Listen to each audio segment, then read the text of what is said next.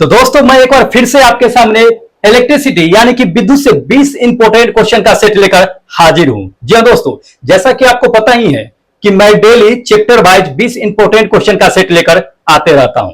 तो ठीक उसी तरह से मैं आज 20 इंपोर्टेंट क्वेश्चन का सेट लेकर आपके सामने हूं।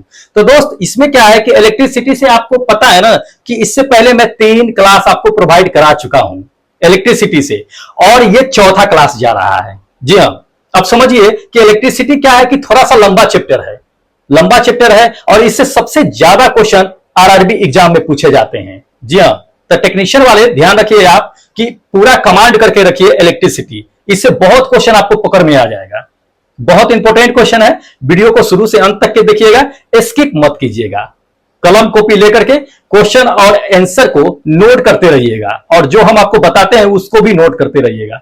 पीडीएफ भी आपको प्रोवाइड करा दी जाएगी। और सबसे इंपॉर्टेंट बात आपके लिए है, जी हां, कि बहुत जल्द ही आपके लिए मॉक टेस्ट लेकर के मैं आ रहा हूं, जो बिल्कुल निःशुल्क होगा, बिल्कुल फ्री होगा, कोई कॉस्ट नहीं लगेगा आपको। आप मॉक टेस्ट इस लिंक पे जाकर के क्या कीजिएगा कि दे दीजिएगा और देने के बाद जो भी रिजल्ट आएगा दोस्त, मैं सबका नाम जो है इस चैनल पे प्रकाशित करूंगा कि किसने कितना मार्क्स लाया है।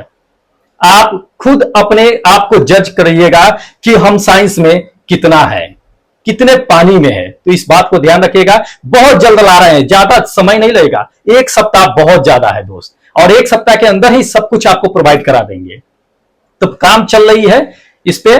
तो चलिए आप 20 जो इंपॉर्टेंट क्वेश्चन आज हम लेकर के आए हैं दोस्त, उसका क्वेश्चन नंबर फर्स्ट देख लेते हैं। बहुत इंपॉर्टेंट है, स्किप मत कीजिएगा, शुरू से अंत तक के देखिएगा, बार बार मैं कहता हूं, और नोट करते जरूर चलिएगा, ठीक है। चलिए क्वेश्चन नंबर फर्स्ट में चलते हैं दोस्त।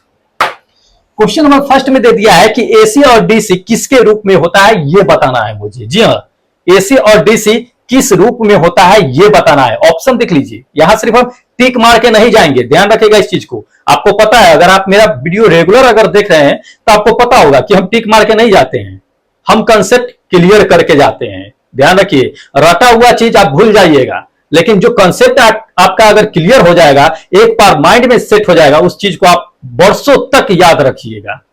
ध्यान रखिए इस चीज को, इसलिए कंसेप्ट क्लियर करके चलिए, ना कि रट करके। चलिए आपको हम ऑप्शन दिखाते हैं, फिर कंसेप्ट क्लियर करते हैं, ठीक है। जैसे भी होगा, लॉजिकली या साइंटिफिक, जैसे भी होगा वैसे आपको हम क्या करेंगे कि कंसेप्ट क्लियर करेंगे।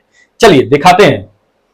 ऑप्शन नंबर पहला दे दिया है कि एसी जो डीसी जो है धारा, वो किस रूप में होती है। पहला दे दिया है कि धारा प्रवाह के रूप में होती है, या दूसरा आपका दे दिया है कि पानी प्रवाह के रूप में होती है, तीसरा दे दिया है कि वोल्टेज के प्रवाह के रूप में होती है, या चौथा हवा के प्रवाह के रूप में होती है। दोस्त किसके रूप में होती है, तो ध्यान रखिए इस चीज को, एसी और डीसी।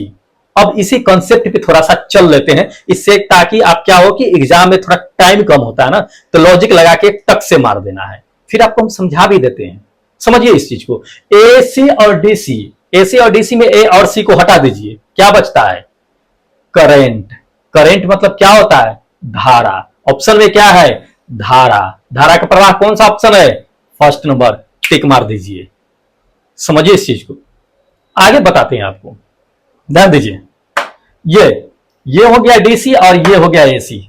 डीसी का मतलब समझिए कि वैसी धारा जो सीधा चलती हो, समय के साथ नहीं बदलती हो, डायरेक्ट, डीसी डायरेक्ट डायरेक्शन में चलती है, सीधी डायरेक्शन में चलती है, जो बदलती नहीं है, उसको हम डीसी करंट कहते हैं। और जो समय के साथ बदलती रहती है दोस्त, उस धारा को हम एसी करंट यानी अल्टरनेटिंग करंट यानी प्रत्यावर्ती धारा कहते हैं। समझ लीजिए। अब आपसे कभी कभी क्वेश्चन पूछा जा सकता है कि एसी सबसे खतरनाक होता है कि डीसी सबसे खतरनाक होता है, बताइए। पूछा जाता है क्वेश्चन कि सबसे खतरनाक एसी और डीसी में कौन सा होता है। ऑप्शन दे देगा एसी, ऑप्शन डीसी, कि दोनों में से कोई नहीं। ध्यान रखिएगा, आज नोट कर लीजिए इस चीज को, अगर नहीं जानते हैं तो। आपके जो माइंड में चला होगा ना कि एसी खतरनाक होते हैं, नहीं, समझिए इस चीज को। फिगर दिया हुआ ना आपको, हम बताते हैं। सबसे ज्यादा खतरनाक होता है डीसी, एसी से भी ज्यादा खतरनाक होता है डीसी। ध्यान रखिएगा इस चीज को, सबसे खतरनाक डीसी होता है। समझिए कैसे होता है। डीसी जो होता है ना दोस्त, अगर 12 वोल्ट का बैटरी अगर आपको अगर झटका मार दिया ना, तो समझ लीजिए बहुत ज्यादा क्षति पहुंचेगी। वही एसी अगर आपको 240 वोल्ट का भी झटका मारता है ना, तो आप सहन कर लीजिएगा। एसी क्या होता है कि अल्टरनेटिव करंट होता है, समय के साथ बदलता है। जब आपको लगेगी ना तो उठा उठा के पटकेगी, ठीक है। तो आपका क्या होगा कि उस तार के संपर्क में रहिएगा, करंट के संपर्क में रहिएगा, छूटने की संभावना ज्यादा होता है, मतलब फेंका जाइएगा आप। तो क्या होगा, करंट से कनेक्शन टूटने की संभावना बहुत ज्यादा होता है एसी करंट में। लेकिन अगर डीसी मार दिया करंट आपको दोस्त, तो डीसी क्या करता है, डायरेक्ट मारता है, डायरेक्ट अंदर हिट करेगा, डायरेक्ट चपट के रखेगा। ध्यान रखिए, छोड़ेगा नहीं। एसी तो वेरिएबल करता है ना, तो कभी उठाएगा, पटकेगा, फेंका जाइएगा, बच जाइएगा। लेकिन डीसी जो मारता है ना, डायरेक्ट जकड़ के रखता है। तो सबसे खतरनाक जो होता है वो डीसी होता है। ध्यान रखिएगा, इस चीज को माइंड सेट कर लीजिए, बहुत इंपॉर्टेंट है ये। चलिए आपको हम अगला क्वेश्चन देख लीजिए। ये क्वेश्चन पूछा भी जा चुका है, आपका जो क्वेश्चन दिए थे हम, वो एनटीपीसी में पूछा जा चुका है। चलिए आपको अगला क्वेश्चन पे हम लेकर के चलते हैं। हाँ दोस्त, अगला क्वेश्चन दे दिया है इसमें कि यदि किसी तार के व्यास को आधा कर दिया जाता है, ठीक है, आधा कर दिया जाए, तो उसमें तार में जो प्रवाहित होने वाली धारा होती है उसका मान कितना होगा, ये बताना है। जी हाँ, अब ये बताना है, थोड़ा न्यूमेरिकल टाइप का, लेकिन समझ लीजिए। आपको हम समझा देते हैं अच्छे तरीके से, टिक नहीं मार के जाएंगे हम। देखिए, अगर किसी तार के व्यास को अगर आधा कर देते हैं तो उसमें प्रवाहित होने वाली धारा जो होती है दोस्त, ऑप्शन देख लीजिए, जो फर्स्ट नंबर आपको ऑप्शन दिया 1/4 हो जाती है। अब सिर्फ टिक मार के थोड़ी ना जाएंगे हम, बताएंगे आपको कैसे 1/4 होती है, ये भी तो समझ लीजिए। चलिए बताते हैं आपको। जैसे कि ये तार है, ये तार का ऊपर भाग आप देख रहे हैं, तो ये सर्कल है, मतलब वृत्त आकार का है। इसकी त्रिज्या अगर r है तो क्या है कि व्यास क्या किया जाता है, आधा कर दिया जाता है। व्यास आधा कर दिया जाता है, समझिए इस चीज को। व्यास, तार के व्यास को आधा कर दिया जाता है, तो व्यास को आधा कर दीजिए, त्रिज्या यहाँ पे क्या हो जाएगा, r/2 हो जाएगा, होना जाएगा, त्रिज्या r/2 हो जाएगा। अब समझिए वृत्त का क्षेत्रफल क्या होता है, ध्यान रखिए, वृत्त का क्षेत्रफल होता है एरिया, ए बराबर जो होता है पाई आर स्क्वायर होता है। तो पाई रहने दीजिए, आर के जगह पर कितना रखिएगा, r/2 रखिएगा ना, r/2 रखिएगा तो r/2 का होल स्क्वायर हो जाएगा। तब क्या हो जाएगा, एरिया मेरा क्या आ जाएगा, पाई इंटू 1/4 के आर स्क्वायर हो जाएगा। 1/4 को साइड कर लीजिए, तब पाई आर स्क्वायर मतलब 1/4 आ गया ना। तो ये होता है, इसी हिसाब से निकालते हैं अगर आपको कहा जाए तो। ध्यान रखिएगा इस चीज को। चलिए अगले क्वेश्चन पे आपको लेकर के चलते हैं दोस्त, इंपॉर्टेंट है। दोस्त अगला क्वेश्चन आपको दे दिया है इसमें कि प्रत्यावर्ती धारा यानी कि अल्टरनेटिंग करंट की माप किसके द्वारा की जाती है, यह बताना है। अल्टरनेटिंग करंट का माप, तो एसी करंट का माप, एसी दे दे चाहे डीसी दे दे, धारा का माप किसमें किया जाता है ये समझ लीजिए। बस पूछा गया है जेई के पेपर में, हो सकता है अब की बार आपको टेक्नीशियन में पूछा जा सके, तो ध्यान रखिए इस चीज को। पहला ऑप्शन जो आपको दे दिया है वो दिया कि मूविंग आयरन, मूविंग आयरन प्रतिकर्षण प्रकार का वोल्टेज मापी के द्वारा, ठीक है। दूसरा आपको दे दिया अस्थायी चुंबक, अस्थायी चुंबक का अस्थायी चुंबक प्रकार का आमीटर के द्वारा, ये होता है। या तीसरा इलेक्ट्रॉनिक दे दिया है वोल्ट मापी के द्वारा, और चौथा दे दिया है प्रेरण आमीटर के द्वारा। किसके द्वारा, तो दोस्त देख लीजिए, ये मेजरमेंट करने वाली है, तो एसी करंट जो मेजर करते हैं वो आमीटर के द्वारा ही करते हैं। अब ये समझ लीजिए कि आमीटर जो है दो ऑप्शन में है, पहला तो दूसरा नंबर भी ऑप्शन में आमीटर दिखा रहा है और लास्ट में भी दिखा रहा है। तो ध्यान रखिए, एसी जो करंट होता है वो अस्थायी चुंबक नहीं होता है, उसमें करंट जब तक प्रवाह हो रही है तब तक उसमें मैग्नेटिक फील्ड उत्पन्न होता है। करंट जैसे ही बंद होती है उसमें चुंबकीय क्षेत्र खत्म हो जाता है, अस्थायी नहीं होता है। लेकिन ऑप्शन में क्या दे दिया, अस्थायी दे दिया, इसलिए ये होगा ही नहीं। क्या होगा मेरा फोर्थ नंबर, आमीटर होगा।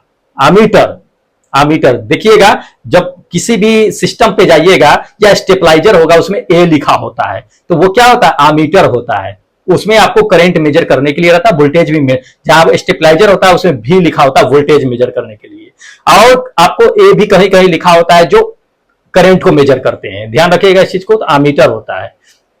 चलिए तो इस बात को समझिए, अगले क्वेश्चन पे आपको लेकर के चलते हैं जो इंपॉर्टेंट है। अब ये मत समझिए कि जेई के पेपर में पूछा गया है तो हमसे ना पूछा जाएगा, ये भ्रम में मत रहिएगा। चलिए अगले क्वेश्चन पे लेकर चलते हैं दोस्त। अगला क्वेश्चन आपको दे दिया है कि विद्युत धारा का सूत्र आई बराबर जो डैश डैश डैश समय डैश डैश बटे समय टी होता है, क्या होता है ये बताना है। धारा का दे दिया है ये आई बराबर डैश डैश बटे टी। तो ध्यान रखिए इस चीज को, जेई के पेपर में पूछा गया है, आप लोगों को भी रिपीट कर सकता है। आपको ऐसा बताएंगे जो जेई के पेपर में पूछा गया, आप बहुत उसी को उठा करके ग्रुप डी में पूछ दिया है, उसी को उठा करके एनटीपीसी में पूछ दिया है, बताएंगे क्वेश्चन इसी में आएगा, ध्यान रखिए, सब्र कीजिए। चलिए ऑप्शन दिखाते हैं, ऑप्शन पे आइए। ऑप्शन नंबर फर्स्ट में दे दिया है आवेश Q, दूसरा प्रतिरोध R, तीसरा आपको दे दिया है शक्ति यानी पावर P, वोल्ट V। दोस्त क्या होगा, I का सूत्र क्या होता है? तो ध्यान रखिए विद्युत धारा में जो I का सूत्र होता है, दोस्त ध्यान रखिए इस चीज को, विद्युत धारा में जो I का सूत्र होता है, I बराबर क्या होता है? Q बाई T, ये तो पता है, Q बाई T, Q बटे T। तो हमको ऑप्शन में क्या भरना है? Q बटे T ही भरना है। Q क्या है? आवेश है। तो ये फर्स्ट नंबर मेरा ऑप्शन क्या हो जाएगा? आवेश Q बटे समय T, ये होगा, ये फर्स्ट नंबर होगा। ये पढ़े होइएगा विद्युत धारा में तो आपको पता होगा कि I बराबर Q बाई T होता है। अब I बराबर Q बाई T कहने का क्या मतलब होता है कि प्रति इकाई समय में प्रवाह होने वाले आवेश को ही धारा कहते हैं। तो ये धारा का परिभाषा है, ध्यान रखिएगा इस चीज को, धारा का परिभाषा है कि प्रति इकाई समय में प्रवाहित होने वाले आवेश को हम क्या कहते हैं? धारा कहते हैं। उसी से ये क्वेश्चन डाल दिया गया है, ठीक है। तो इसलिए ध्यान रखिए, हम लोगों को कंसेप्ट क्लियर करके रखना है, चाहे कहीं से पूछे, हम लोगों को छोड़ना नहीं है, ठीक है। चलिए अगले क्वेश्चन पे चलते हैं दोस्त। अगला क्वेश्चन जो दे दिया है वो है कि विद्युत धारा का प्रवाह क्या होता है? विद्युत धारा का प्रवाह क्या होता है? जेई में पूछा गया है ये सवाल, तो ये बच्चों वाली सवाल है, लेकिन फिर भी क्या किया है, पूछ दिया। विद्युत धारा का प्रवाह कहता है, तो विद्युत धारा का प्रवाह कब होता है ये ध्यान रखिए। धारा प्रवाह कब होता है? जब आवेश का प्रवाह होता है। जब आवेश के प्रवाह को तो ही हम कहते हैं, इकाई समय में जब आवेश प्रवाह होता है तो उसको विद्युत धारा कहते हैं। आवेश कब प्रवाह होगा? जब इलेक्ट्रॉन का प्रवाह होगा। तो ध्यान रखिए, इलेक्ट्रॉन के प्रवाह को आवेश कहते हैं, आवेश के प्रवाह को धारा कहते हैं, ध्यान रखिएगा इस चीज को। तो इसमें हमको पूछ रहा है धारा, धारा के प्रवाह क्या होगा? तो इसमें विद्युत आवेश दिया हुआ है ना, ऑप्शन देख लीजिए, थर्ड नंबर ऑप्शन मेरा करेक्ट होगा कि आवेश के प्रवाह होगा। इसी में अगर क्वेश्चन में दे देता कि आवेश के प्रवाह क्या होता है, तो इलेक्ट्रॉन रहता है, इलेक्ट्रॉन को मार देते हैं हम कि इलेक्ट्रॉन को प्रवाह को आवेश कहते हैं, ठीक है। तो कंसेप्ट क्लियर रखिए, कोई दिक्कत नहीं है, कहीं से पूछते घुमा करके खटाक से उड़ाई देना है, ठीक है। चलिए अगले क्वेश्चन पे चलते हैं दोस्त। अगला क्वेश्चन दे दिया है कि निम्नलिखित में से किसमें धारा के प्रवाह का विरोध जो है शक्ति न्यूनतम होता है? सबसे कम धारा का प्रवाह जो होता है वो सबसे कम विरोध होता है, किसमें होता है? ये ध्यान रखना है, ग्रुप डी में क्वेश्चन पूछा गया है, हो सकता है रिपीट करे कहीं, कोई नहीं, इंपॉर्टेंट है, हमें तो समझना है, कंसेप्ट क्लियर करना है। तो ध्यान दीजिए, पहला ऑप्शन दे दिया है, पहला ऑप्शन जो आपको दे दिया है वो एक सुचालक में दे दिया है। दूसरा जो ऑप्शन दे दिया है वो एक अच्छे विद्युत रोधी में दे दिया है। तीसरा जो ऑप्शन दे दिया है वो दे दिया है कि एक कुचालक में दे दिया है, और चौथा दे दिया है आपको कि एक उच्च प्रतिरोध में। तो ध्यान रखिए कि धारा का जो प्रवाह होता है उसमें कहता है कि धारा का प्रवाह का विरोध जो होता है शक्ति, वो सबसे कम किस में होता है? ऑप्शन जो आपको दिया हुआ है तो सब में देखिए, जैसे कि नीचे से चलते हैं, तो नीचे से आप अगर चलिएगा तो नीचे से देख लीजिए, दिया हुआ है कि प्रतिरोध, तो प्रतिरोध में तो धारा का विरोध तो होता ही है ना, इसको हटा दीजिए। दूसरा कुचालक, कुचालक क्या होता है दोस्त? इसमें क्या होता है कि धारा का प्रवाह होता ही नहीं है, कुचालक होता है ना, तो धारा का प्रवाह नहीं होता, लेकिन उसमें हमको प्रवाह न्यूनतम है, सबसे कम होना चाहिए, तो इसमें होता ही नहीं, मतलब बहुत ज्यादा धारा के प्रवाह को जो है विरोध करता है ये, इसलिए धारा प्रवाह नहीं होता है। थर्ड नंबर देख लीजिए, थर्ड नंबर आपको दे दिया है कि एक अच्छे विद्युत रोधी, विद्युत रोधी मतलब विद्युत को तो रोध ही कर रहा है, मतलब रोक रहा है, तो ये प्रवाह को तो रोक रहा है, तो ये तो और प्रवाह नहीं होने देगा भाई। तो ऑप्शन मेरा कौन होगा? तो एक सुचालक होगा। दोस्तों सुचालक में क्या होता है कि विद्युत धारा का जो होता है वो न्यूनतम शक्ति जो है उसको विरोध करता है सुचालक। जैसे कि मान लीजिए तांबा हो गया, चांदी हो गया, इस समय विद्युत धारा प्रवाह होता है लेकिन न्यूनतम विरोध होता है, इसमें धारा अच्छा तरह से प्रवाहित होता है, एक अच्छा कंडक्टर भी माना जाता है इस चीज को, ठीक है। तो इस चीज को ध्यान रखिएगा, बहुत इंपॉर्टेंट क्वेश्चन सब है इसमें, स्क्रीनशॉट लेकर के नोट्स तैयार कीजिएगा। अगले क्वेश्चन पे चलते हैं दोस्त। अगला क्वेश्चन जो आपको दे दिया है कि डैश डैश चालक का प्रतिरोध कहलाता है, तो प्रतिरोध कौन कहलाता है ये ध्यान रखना है। ध्यान दीजिए, आपको बताते हैं प्रतिरोध किसको कहेंगे।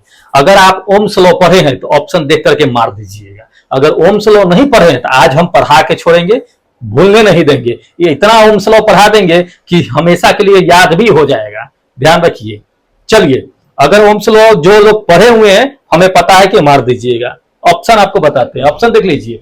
V और I का अनुपात होता है, दूसरा I और V का अनुपात होता है, तीसरा दे दिया इसमें I और V का जो है दे दिया है अनुपात। अच्छा, B नंबर गुणनफल दे दिया है, तीसरा है I और V का अनुपात, चौथा दे दिया है V और I में अंतर होता है। तो दोस्त ध्यान रखिए। अब ओम्स लॉ हम आपको पढ़ा देते हैं, समझिए इस चीज को। ओम्स लॉ में देखिए, ओम्स लॉ क्या होता है कि ओम्स लॉ यही कहता है कि किसी भी परिपथ में क्या होता है कि वोल्टेज जो प्रवाहित होती है और उसमें जो धारा होती है वो एक दूसरे के समानुपाती होती है। तो V जो समानुपाती होती है वो I के समानुपाती है, तो V समानुपाती I कर देते हैं हम, ठीक है। समानुपाती के चिन्ह हटाएंगे तो क्या हो जाएगा कि एक कांस्टेंट यानी कि नियतांक जोड़ देते हैं R यानी प्रतिरोध जोड़ देते हैं। तो यहाँ पे प्रतिरोध ही तो निकालना है, तो प्रतिरोध जब निकालेंगे R बराबर तो क्या हो जाएगा V बाई I, यानी कि V और I का अनुपात ही प्रतिरोध कहलाता है, V और I का अनुपात। तो ये फर्स्ट नंबर मेरा ऑप्शन क्या होगा कि क्लियर सही होगा कि V और I का अनुपात ही मेरा प्रतिरोध कहलाता है, ठीक है।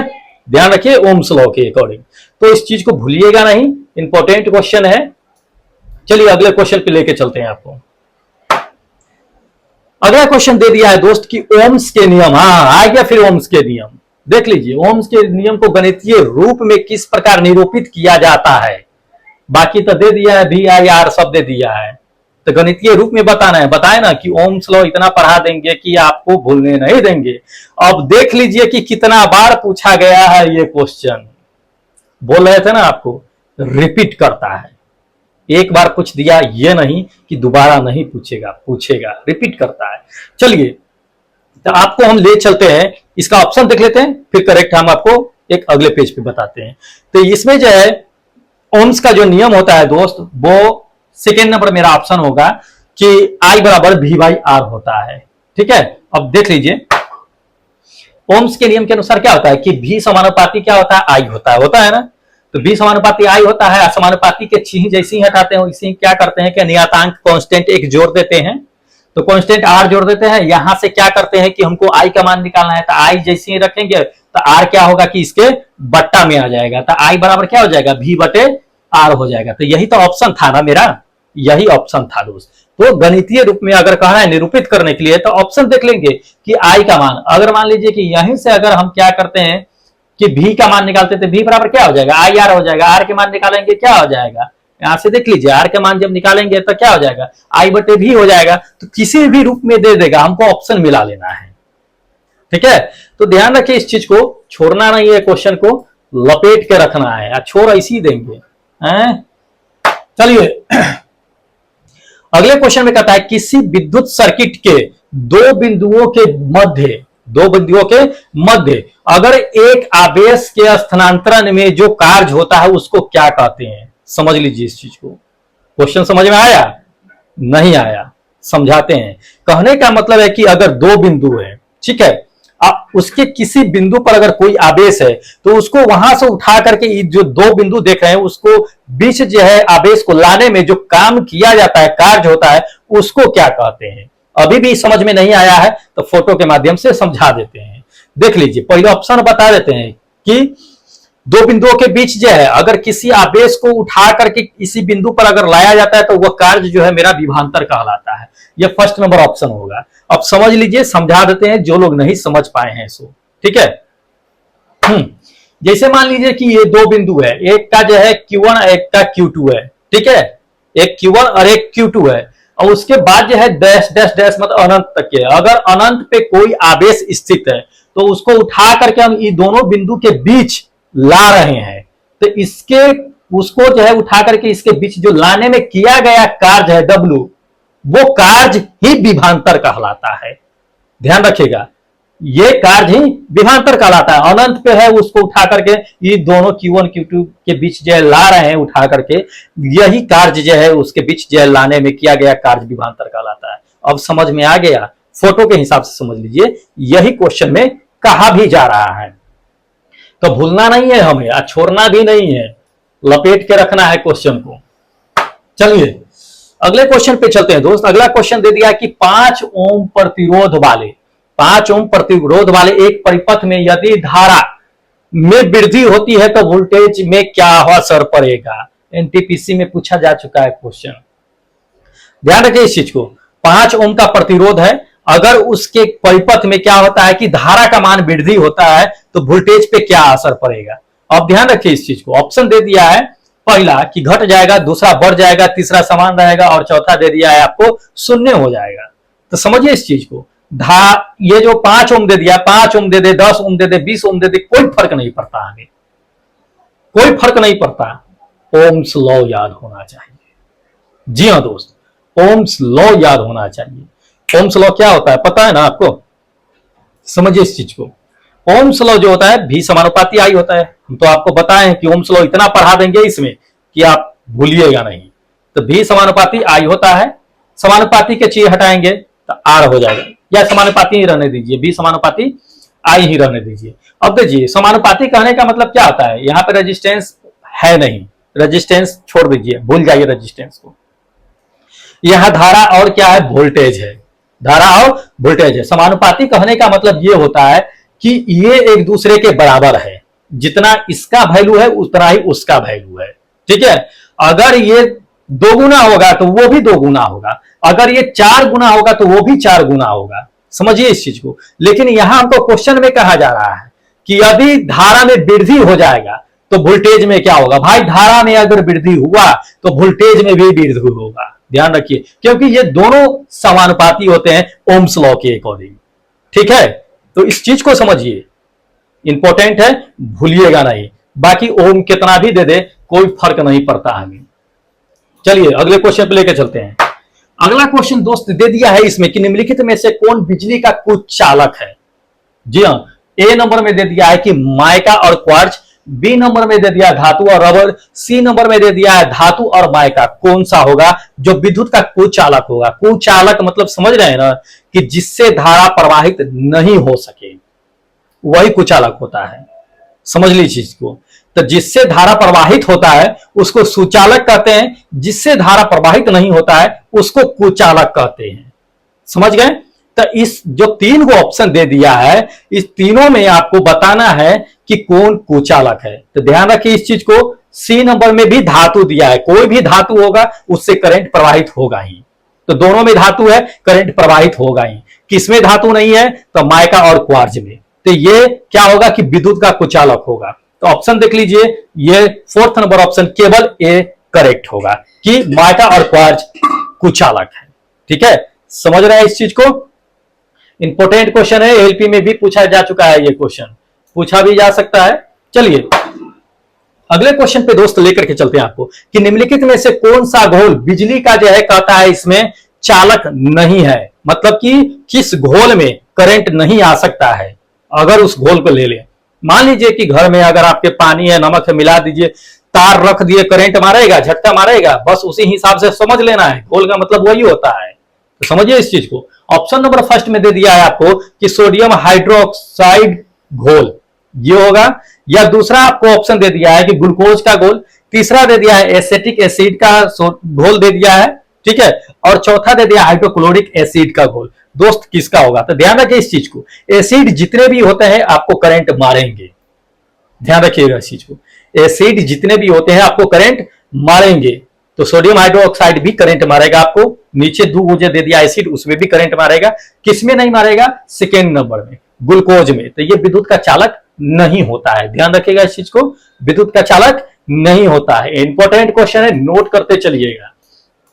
ऐसा नहीं कि बस छोड़ दीजिए फिर बार बार वीडियो कहां तक देखते रहिएगा। हाँ, ऑप्शन अगला क्वेश्चन है दोस्त। अगला क्वेश्चन में आपको दे दिया कि यदि किसी चालक के सिरों के बीच अगर विभवांतर दोगुना कर दिया जाए तो उसमें प्रवाहित होने वाली धारा क्या होगा। बस वही बात हो गया, पीछे जो आपको पता है ओम्स लॉ। इसमें अब क्या कर दिया है कि विभवांतर को दोगुना कर दिया है। तो धारा, उस समय क्या था कि धारा को बढ़ा दे तो वोल्टेज क्या होगा, वोल्टेज विभवांतर समझ ली, विभवांतर को वोल्टेज में ही मापते हैं, वी में ही मापते हैं, ठीक है। तो इसमें दे दिया है फर्स्ट में 2 गुना हो जाएगा, सेकेंड आधा हो जाएगा, थर्ड में 4 गुनी हो जाएगा, चौथा में दे दिया है कि कम हो जाएगा। क्या होगा, तो आपको बताया है ना कि V समानुपाती ओम्स लॉ से क्या होता है, V समानुपाती I होता है। ये होता है तो वोल्टेज बढ़ेगा, धारा बढ़ेगा, धारा बढ़ेगा, वोल्टेज बढ़ेगा, धारा दोगुना करेगा, वोल्टेज दोगुना होगा। तो इसमें वही बात कर रहा है कि इसमें कह दिया विभवांतर दोगुना, विभवांतर मतलब वोल्टेज V से ही उसको डिनोट करते हैं हम लोग। तो दोगुना करेगा तो स्वाभाविक है कि धारा का मान भी दोगुना हो जाएगा। करेक्ट है ना भाई, जेईई के एग्जाम में पूछा जा चुका है ये क्वेश्चन। तो ये फर्स्ट नंबर मेरा क्या होगा, ऑप्शन करेक्ट होगा। ठीक है, पकड़ में आ रहा है ना, अब तो पढ़ लीजिए, पकड़ में आएगा, सारा पकड़ में आएगा। चलिए अगले क्वेश्चन में लेकर के चलते हैं दोस्त। अगला क्वेश्चन दे दिया है कि यदि एक कंडक्टर का प्रतिरोध दे दिया है कि दोगुना हो जाता है। कंडक्टर मतलब क्या, कोई चालक है, उसका अगर प्रतिरोध दो गुना कर दिया जाता है और विद्युत धारा का मान क्या कर दिया जाता है इसमें कि आधी कर दी जाती है, तो यह किस कारण से हो जाता है, आधा हो जाता है, मतलब किस कारण से। मतलब समझिए इस चीज को, अगर किसी कंडक्टर में क्या है कि प्रतिरोध को दोगुना कर दिया जाए तो धारा का मान जो है ऑटोमेटिक क्या हो जाता है कि आधा हो जाता है। यह किसके कारण होता है यह बताना है। कौन सा लॉ, ओम्स लॉ। जी हाँ, ओम्स लॉ। समझिए इस चीज को। अब इसमें ओम्स लॉ पकड़ लीजिए कि ऑप्शन में दिया हुआ है ओम्स लॉ कौन सा होगा, पकड़िए। क्या ओम्स लॉ आई बराबर जो है V माइनस आर होता है, या आई बराबर जो है V बटे आर होता है, या तीसरा आपको दे दिया है कि आई बराबर R by V into N होता है, या चौथा आई बराबर जो है V इंटू आर होता है। क्या होता है ओम्स लॉ, इतना तो बता दिए ना ओम्स लॉ। तो ओम्स लॉ आपको पता है, निकाल लेते हैं एक बार और आप ही के कहने पे। चलिए, तो V समानुपाती होता है, क्या आपको पता है कि V समानुपाती होता है I के। समानुपाती का चिन्ह हटाते हैं, R कांस्टेंट जोड़ते हैं तो V बराबर आई आर हो जाएगा। तो इसमें आई आर ऑप्शन में दिया हुआ है कहीं नहीं ना, है आई आर कहीं नहीं है। तो यहां से I का मान निकाल लीजिए, I बराबर क्या हो जाएगा मेरा V बटे आर। कहीं है ऑप्शन में, बिल्कुल है, बी नंबर ऑप्शन है। तो ये हो जाएगा मेरा ऑप्शन करेक्ट। लेकिन अब समझ लीजिए कि दोगुना कहता है तो ये कैसे हो जाता है, ये भी तो समझ लीजिए। चलिए आपको बताते हैं। जैसे देख लीजिए, इसमें आपको ऑप्शन में दे दिया है, क्वेश्चन में दिया हुआ है कि प्रतिरोध दोगुना हो जाता है तो धारा का मान आधा हो जाता है। तब ये धारा आई बराबर क्या होता है, V बटे आर होता है। प्रतिरोध को क्या किया जाता है इसमें कि दो गुना, तो 2 से गुना कर दीजिएगा तो कितना हो जाएगा, आई बराबर V बटे 2R हो जाएगा। तो 2R 2 तो नीचे है ना, तो 1/2 हो गया, तो 1/2 को साइड कर लीजिए, तो आई बराबर क्या हो जाएगा 1/2 V इंटू आई, V बटे आर, यही ना। तो V बटे आर तो होता ही है आई बराबर, लेकिन आधा ना हो गया ये। तो यही क्वेश्चन बता रहा था कि आधा हो जाता है। ठीक है, तो ये चीजें है, कंसेप्ट समझिए, कंसेप्ट जब समझ लीजिएगा बिल्कुल नहीं भूलिएगा। चलिए अगले क्वेश्चन पे लेके आपको चलते हैं दोस्त। अगला क्वेश्चन आपको दे दिया है कि धातु चालकों के संबंध में निम्नलिखित में से कौन सा दे दिया है कि विकल्प सही है। जी हाँ, धातु चालक के संबंध में आपको बताना है कि कौन सा विकल्प सही है। चलिए ऑप्शन बताते हैं आपको। ऑप्शन नंबर फर्स्ट में दे दिया है कि धातु चालकों में केवल ऊर्जा स्तरों की गति होती है, यह है। या दूसरा, धातु चालकों में केवल इलेक्ट्रॉन की गति होती है। तीसरा, कि धातु चालकों में केवल केंद्रक की गति होती है। या चौथा, धातु चालकों में केवल प्रोटॉन की गति होती है। तो ध्यान रखिएगा, जितने भी कंडक्टर होते हैं उसमें इलेक्ट्रॉन का प्रवाह होता है। इलेक्ट्रॉन के प्रवाह होने से ही आवेश का प्रवाह होता है, आवेश के प्रवाह होने से ही धारा का प्रवाह होता है, ये पता है। तो किसी भी कंडक्टर में क्या होता है कि इलेक्ट्रॉन्स का प्रवाह होता है। ये बी नंबर मेरा क्या है कि करेक्ट होगा, सबसे छोटा इलेक्ट्रॉन्स का। ठीक है, तो ये बी नंबर मेरा ऑप्शन क्या है कि करेक्ट है। ध्यान रखिए इस चीज को, इन्हें एकदम इनिशियली पॉइंट से समझना है, बेसिक तरीके से समझना है, हमें भूलना नहीं है। अगले क्वेश्चन पे चलते हैं दोस्त। अगला क्वेश्चन आपको दे दिया है कि यदि धारा को दोगुना और विभवांतर को आधा कर दिया जाए तो क्या होगा। जी हाँ, आप समझ लीजिए, इसमें धारा को दोगुना कर दिया, विभवांतर को आधा कर दिया। विभवांतर मतलब कति, भी, विभवांतर मतलब भी को आधा कर दिया, तो वही चलेंगे किसके लॉ पे, ओम्स लॉ पे। हरिओम, ध्यान रखिए इसे। तो ओम्स लॉ पे चलते हैं, इसे ऑप्शन देख लेते हैं, फिर आपको हम न्यूमेरिकल तरीके से भी बता देते हैं। ऑप्शन आपको दे दिया है इसमें कि प्रतिरोध आधा हो जाता है, डायरेक्ट आंसर बताते हैं, ठीक है, उसके बाद दिखाते हैं। आंसर जो होगा वो मेरा होगा दोस्त कि प्रतिरोध जो होगा वो 1/4 हो जाएगा। प्रतिरोध मेरा 1/4 हो जाएगा। ध्यान रखिएगा, कॉपी पे नोट कर लीजिए कि 1/4 हो जाएगा। फिर आपको बताते हैं कि कैसे 1/4 हो जाएगा। ठीक है, इसको स्क्रीनशॉट ले लीजिएगा। चलिए दिखाते हैं, ध्यान दीजिए। तो इसमें आपको क्वेश्चन में कहा गया था कि धारा दोगुना, मतलब कि आई का मान 2i हो जाएगा, आई का मान 2i हो जाएगा। विभवांतर आधा कर देता है, तो v बराबर जो है V/2 हो जाएगा, आधा हो गया। अब ओम्स लॉ पे चलिए। ओम्स लॉ क्या कहता है इसमें है कि R बराबर जो होता है क्या होता है, V/I होता है। डायरेक्ट फॉर्मूला लिख दिए हैं, कितना तो ओम्स लॉ समझा दिए ना, कहां तक बार बार लिखे, तो ये चीजें हैं। तो R बराबर V/I होता है, ठीक है। अब देखिए B के जगह पे आप रख दीजिए, कितना रखिएगा B के जगह पे, आधा रखिएगा ना, V/2, तो V/2 रख दीजिए। और धारा का मान कितना कर देता है, धारा का मान 2 गुना, तो नीचे 2i कर दीजिए। नीचे आपको दोनों गुना हो जाएगा तो कितना हो जाएगा, 4 हो जाएगा। 1/4 को साइड कर दीजिए, V/I को रख ले रहिए, तो रख ले रहिएगा। V/I तो है, तो ये कितना हो गया, 1/4 हो ना गया, तो 1/4 मतलब 1/4 हो गया। यही ऑप्शन था आपका। तो ये चीजें था, ध्यान रखिएगा, इस चीज को भूलना नहीं है हमें, और आप भूल जाइए ये हम होने नहीं देंगे, ठीक है, ध्यान रखिए इस चीज को। हाँ, ऑप्शन अगले नंबर क्वेश्चन पे चलते हैं। अगला नंबर क्वेश्चन आपका दे दिया है इसमें कि किसी चालक के प्रतिरोध पर उसका या उसकी, दे दे लड़का लड़की कोनो है, हाँ, उसका या उसकी कोई प्रभाव नहीं पड़ता है। किसी चालक पे प्रतिरोध का किसका प्रभाव नहीं पड़ता है, ध्यान रखिए इस चीज को। बहुत इंपॉर्टेंट क्वेश्चन है दोस्त, कई बार पूछा भी जा चुका है और पूछे जाने की संभावना बहुत ज्यादा है कि किसी चालक के प्रतिरोध पर किसका प्रभाव नहीं पड़ता है। तो ऑप्शन पहला देख लीजिए, ऑप्शन जो दिया हुआ है, पहला दे दिया है कि आकृति का, दूसरा तापमान का, तीसरा मोटाई का, चौथा दे दिया है आपको लंबाई का। किसका प्रभाव नहीं पड़ता है, तो दोस्त ध्यान रखिएगा इस चीज को कि चालक के प्रतिरोध पर जो होता है वो उसके आकृति का कोई प्रभाव नहीं पड़ता है। आकृति कैसा भी हो कोई फर्क नहीं पड़ता है। ये फर्स्ट नंबर मेरा ऑप्शन होगा। अब प्रभाव पड़ता किसका है ये भी तो जान लीजिए। तो दोस्त किसी भी चालक के प्रतिरोध पर जो होगा ना, वो प्रभाव पड़ेगा किसका, उसके मोटाई पर, उसके लंबाई पर। ध्यान रखिएगा इस चीज को, उसके मोटाई पे, उसके लंबाई पे, उसके क्षेत्रफल पर, उस पे प्रभाव पड़ेगा। ध्यान रखिए, अगर लंबाई बढ़ेगा तो क्या होगा कि रेजिस्टेंस यानी कि प्रतिरोध भी बढ़ेगा। तापमान बढ़ेगा, रेजिस्टेंस बढ़ेगा। मोटाई बढ़ेगा तो ये क्या होगा कि उसका रेजिस्टेंस घटेगा मोटाई बढ़ने पे। तो इस चीज को ध्यान रखिएगा, इसका प्रभाव पड़ता है, ठीक है। तो ये इंपॉर्टेंट क्वेश्चन है। चलिए अगले क्वेश्चन पे आपको हम लेकर के चलते हैं दोस्त। अगला क्वेश्चन है आपका दोस्त, अगला क्वेश्चन दे दिया कि निम्नलिखित में से कौन सी राशि, ठीक है, किसी दिए गए धातु के तार के प्रतिरोध को प्रभावित करता है। ध्यान रखिएगा, तार के प्रतिरोध को प्रभावित करता है।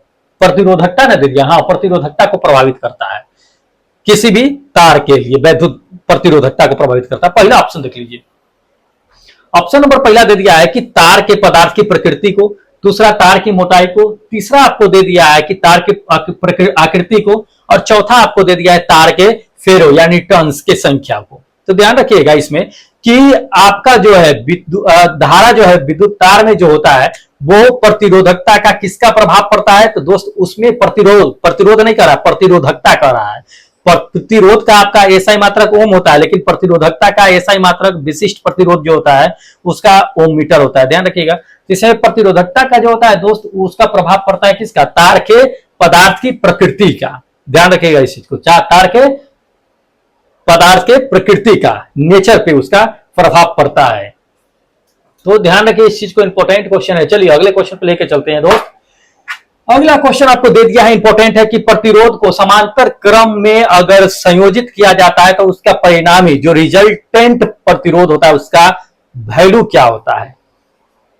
ऑप्शन पहला दे दिया है आपको कि सबसे कम प्रतिरोध के बराबर होता है, दूसरा सबसे कम प्रतिरोध से भी कम होता है, सबसे कम प्रतिरोध से भी कम होता है, चौथा सबसे अधिक प्रतिरोध से भी प्रतिरोध के बराबर होता है, चौथा दे दिया है आपको इसमें कि सबसे अधिक प्रतिरोध से अधिक होता है। तो ध्यान रखिए इस चीज को, हम आपको बताते हैं, बिल्कुल समझाएंगे, गड़बड़ाइए मत।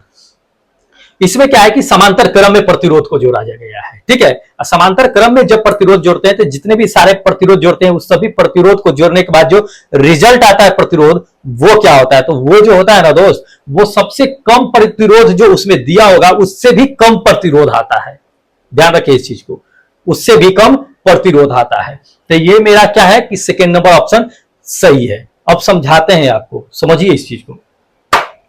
जैसे कि ये फिगर है, देख लीजिए, तो ये समांतर क्रम में जुड़े हुए हैं, प्रतिरोध R1, R2, R3, ठीक है।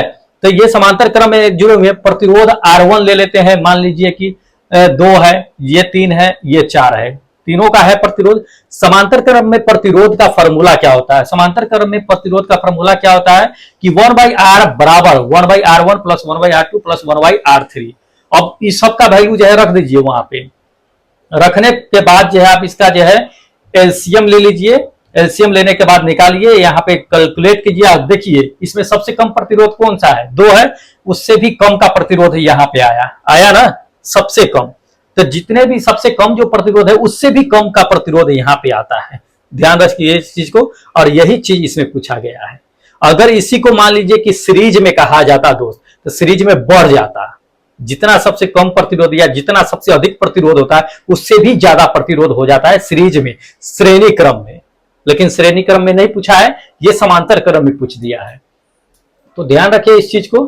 चलिए अगले क्वेश्चन पे लेकर के चलते हैं दोस्त। अगला क्वेश्चन दे दिया है कि किसी पदार्थ को विद्युत बल्ब के तंतु यानी कि फिलामेंट, ठीक है, में प्रयोग किए जाने के लिए उसमें जो है कौन सा गुण धर्म होना चाहिए। अगर बल्ब में अगर फिलामेंट यूज करते हैं तो उस फिलामेंट का गुण क्या होना चाहिए, यह बताना है। ध्यान दीजिए, ऑप्शन नंबर फर्स्ट में दे दिया है कि निम्न तापन होना चाहिए, दूसरा उच्च प्रतिरोधकता होना चाहिए, तीसरा आपको दे दिया है कि निम्न गलनांक होना चाहिए, चौथा उच्च चालकता होना चाहिए। तो ध्यान रखिए इस चीज को। अगर फिलामेंट होता है तो फिलामेंट जो है, आप बल्ब अगर देखे होइएगा पहले वाला 100 वाट का बल्ब, वो क्या होता था, पूरा व्हाइट हो जाता था। कब हो जाता था व्हाइट दोस्त? जब 3700 डिग्री सेल्सियस पर उसको जलाया जाता है तो पूरी तरह से व्हाइट हो जाता है। ध्यान रखिए इस चीज को। और फिलामेंट ब्रेक 3700 डिग्री सेल्सियस के बाद करता है, वो ब्रेक करता है। तो ध्यान रखिए इसमें क्या होता है कि हाई रेजिस्टेंस होता है, उच्च प्रतिरोधकता होता है, हाई रेजिस्टिविटी होता है इसमें। तो जिसके कारण जितना ज्यादा रेजिस्टिविटी होगा, जितना ज्यादा प्रतिरोध होगा, उतना ज्यादा ये क्या करेगा कि लाइट करेगा, क्योंकि धारा सबसे ज्यादा विरोध करेगा, गर्म होगा, लाइट करेगा। तो ये होता है उच्च प्रतिरोधकता। तो ये सेकेंड नंबर मेरा ऑप्शन क्या होगा कि करेक्ट होगा। ठीक है, तो दोस्त क्या है कि ये रहा आपका जो है 20 इंपॉर्टेंट क्वेश्चन। अभी इसमें क्या है कि करंट से क्वेश्चन बचा हुआ है, इससे सेट लाएंगे और जल्द ही इसको खत्म करके न्यू चैप्टर पे हम लोग आएंगे।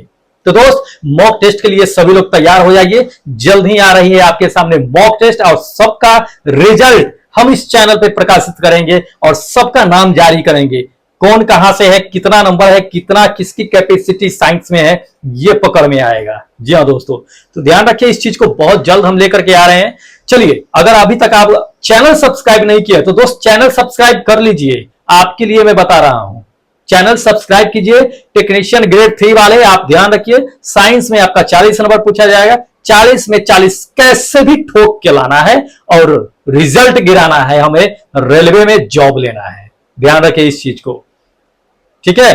तो चलिए फिर मिलते हैं एक नए वीडियो के साथ, तब तक जय हिंद दोस्तों।